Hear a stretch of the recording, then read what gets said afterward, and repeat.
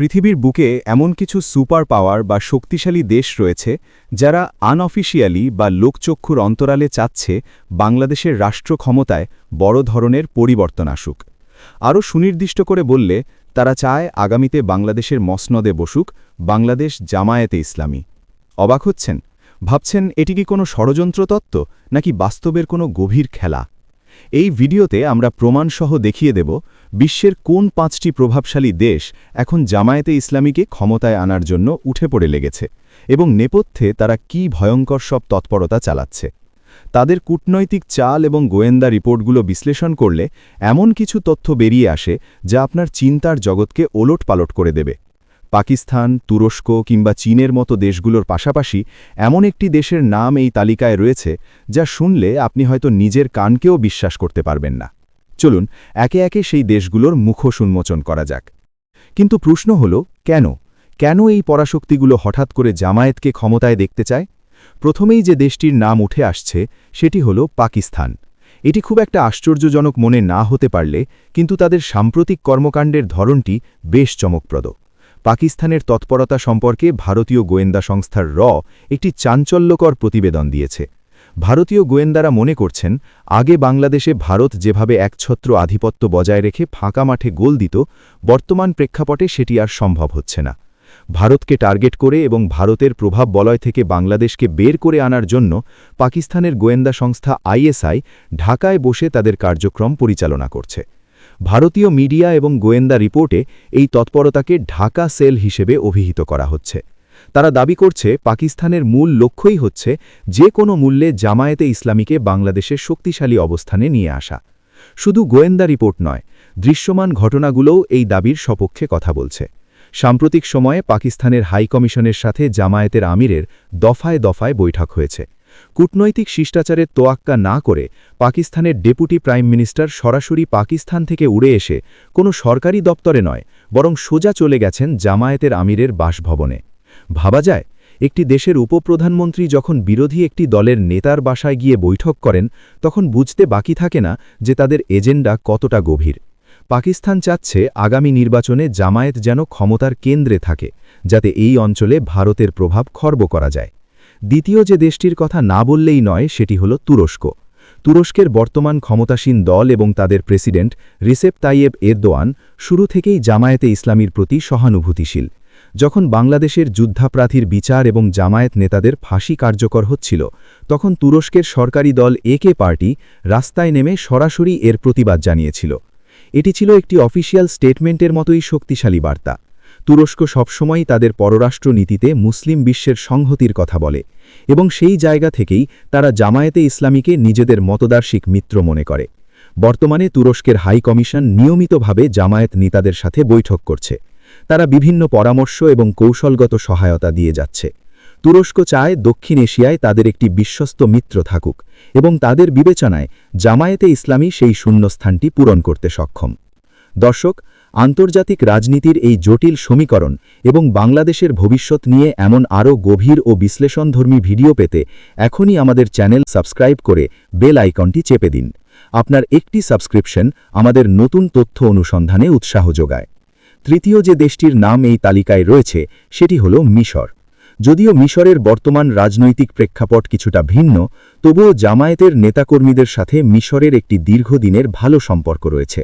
আন্তর্জাতিক পরিমণ্ডলে বিভিন্ন ইসলামিক মুভমেন্টের সাথে জামায়াতের যে সংযোগ, সেখানে মিশরের একটি তাত্ত্বিক ভূমিকা থাকে। যদিও এ বিষয়ে খুব বেশি দালিলিক প্রমাণ প্রকাশ্যে আনা কঠিন, কিন্তু বিশ্লেষকেরা মনে করেন মিশর মৌলিকভাবে চায় বাংলাদেশে একটি ইসলামপন্থী দল ক্ষমতায় আসুক। চতুর্থ দেশটি হল এশিয়ার সুপার পাওয়ার চীন। এই নামটি শুনলে অনেকেই নড়ে চড়ে বসবেন, কারণ চীনের সাথে ভারতের সম্পর্ক দা কুমড়োর মতো। চীন খুব ঠান্ডা মাথায় তাদের গুটি সাজায়। বেইজিং খুব ভালোভাবে অ্যানালিসিস করে দেখেছে যে বাংলাদেশে ভারতের প্রভাব কমাতে হলে এবং তাদের সিল্ক রোড বা বেল্ট অ্যান্ড রোড ইনিশিয়েটিভকে নিরাপদ রাখতে হলে ঢাকায় এমন একটি সরকার প্রয়োজন যারা ভারতের আজ্ঞাবহ হবে না। চীন মনে করে বাংলাদেশের অন্য দলগুলি ক্ষমতায় এলে তারা ভারতের সাথে ভারসাম্য বজায় রেখে চলার চেষ্টা করবে, কিন্তু জামায়াতে ইসলামী যদি ক্ষমতায় আসে বা ক্ষমতার অংশীদার হয়, তবে সেটি ভারতের জন্য সবচেয়ে বড় মাথাব্যথার কারণ হবে। আর ঠিক এই জায়গাতেই চীনের স্বার্থ। সম্প্রতি চীন নজিরবিহীন একটি কাজ করেছে। তারা রাষ্ট্রীয়ভাবে জামায়াতের আমির সহ ৮ জন শীর্ষ নেতাকে চীনে আমন্ত্রণ জানিয়েছে। সাধারণত চীন সরকার অন্য দেশের ক্ষমতাসীন দল ছাড়া বিরোধী দলের সাথে খুব একটা ঘটা করে বৈঠক করে না, কিন্তু জামায়াতের ক্ষেত্রে তারা প্রোটোকল ভেঙে এই আমন্ত্রণ জানিয়েছে। সেখানে তাদের মধ্যে কি গোপন বৈঠক হয়েছে বা কি বিষয়ে আলোচনা হয়েছে তা মিডিয়ার সামনে আসেনি। তবে এটা স্পষ্ট যে চীন আনঅফিশিয়ালি জামায়াতকে সিগন্যাল দিয়ে রেখেছে। তারা বোঝাতে চাইছে যদি জামায়াত ক্ষমতায় আসার মতো পরিস্থিতি তৈরি করতে পারে তবে চীনের তরফ থেকে সব ধরনের অর্থনৈতিক এবং কৌশলগত সহায়তা থাকবে। চীন মূলত ভারতের বিরুদ্ধে একটি শক্ত দেওয়াল হিসেবে জামায়াতকে ব্যবহার করতে চায়। এবার আসা যাক তালিকার পঞ্চম এবং সবচেয়ে শক্তিশালী দেশটির কথায়। এই দেশটির কথা শুনলে আপনার সমস্ত সমীকরণ উল্টে যেতে পারে। দেশটি হল মার্কিন যুক্তরাষ্ট্র। আপনি হয়তো ভাবছেন, যুক্তরাষ্ট্র তো সবসময় ইসলামপন্থী রাজনীতির বিরোধিতা করে, তাহলে তারা কেন জামায়াতকে ক্ষমতায় চাইবে?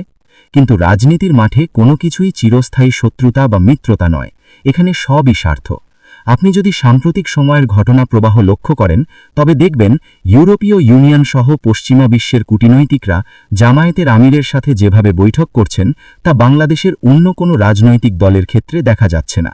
যুক্তরাজ্য, জার্মানি, ফ্রান্স প্রত্যেকটি দেশের হাইকমিশনাররা জামায়াত নেতাদের সাথে সাক্ষাৎ করেছেন। আর এই সব কিছুর কালকাঠি নাড়ছে মার্কিন যুক্তরাষ্ট্র। ভারতীয় নীতি নির্ধারকরা এবং তাদের মিডিয়া এখন জোর গলায় বলছে যে বাংলাদেশ জামায়াতে ইসলামীকে মূলধারার রাজনীতিতে এবং ক্ষমতার কেন্দ্রবিন্দুতে নিয়ে আসার পেছনে মূল কারিগর হল আমেরিকা।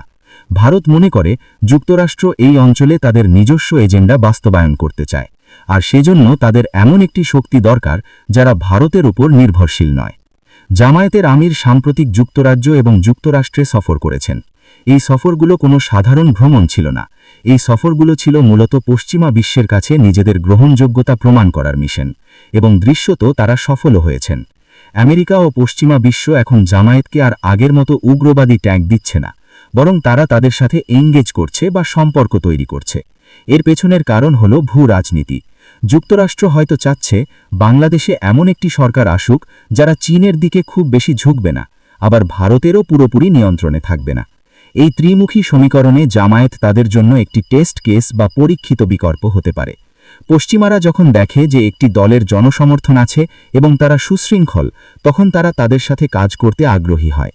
জামায়াত নেতাদের সাথে পশ্চিমা কূটনৈতিকদের হাসি মুখের ছবি এবং ঘন ঘন বৈঠক সেই বার্তাই দিচ্ছে। ভারত এই বিষয়টি নিয়ে চরম উদ্বিগ্ন। তারা মনে করছে তাদের দীর্ঘদিনের মিত্ররা যেমন যুক্তরাষ্ট্র এখন তাদের স্বার্থের বিরুদ্ধে গিয়ে বাংলাদেশের নতুন মেরুকরণ তৈরি করছে।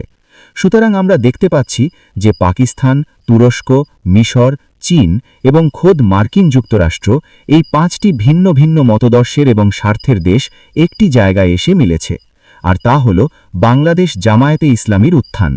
পাকিস্তান ও চীন চায় ভারতের প্রভাব কমাতে, তুরস্ক ও মিশর চায় মতদর্শিক মিত্রতা, আর যুক্তরাষ্ট্র চায় এই অঞ্চলে তাদের কৌশলগত অবস্থান শক্ত করতে। আগামী 2026 সালের নির্বাচনকে কেন্দ্র করে এই আন্তর্জাতিক খেলা আরও জমে উঠবে। এই পরাশক্তিগুলো কি শেষ পর্যন্ত তাদের লক্ষ্য পূরণ করতে পারবে, নাকি ভূরাজনীতির এই খেলায় আবার নতুন কোনো মোড় আসবে? সেটা সময়ই বলে দেবে। তবে একটি বিষয় নিশ্চিত, বাংলাদেশের রাজনীতিতে জামায়াতে ইসলামী এখন আর একা নয়, তাদের পেছনে রয়েছে বিশ্বের বাঘা বাঘা সব শক্তির অদৃশ্য হাত। দর্শক, ভিডিওটি শেষ করার আগে বলতে চাই, এই বিশ্লেষণগুলো বর্তমান ঘটনা প্রবাহ এবং আন্তর্জাতিক সম্পর্কের ওপর ভিত্তি করে। রাজনীতির মাঠে দৃশ্যমান ঘটনার চেয়ে অদৃশ্য ঘটনা অনেক বেশি গুরুত্বপূর্ণ। প্রিয় দর্শক, আজকের এই বিশ্লেষণটি আপনাদের কাছে কেমন লাগলো? আপনি কি মনে করেন এই বিদেশি শক্তিগুলো আসলেই বাংলাদেশের রাজনীতি নিয়ন্ত্রণ করতে পারবে? আপনার মূল্যবান মতামত কমেন্ট বক্সে আমাদের জানান। আর ভিডিওটি ভালো লাগলে লাইক দিন এবং বন্ধুদের সাথে শেয়ার করুন।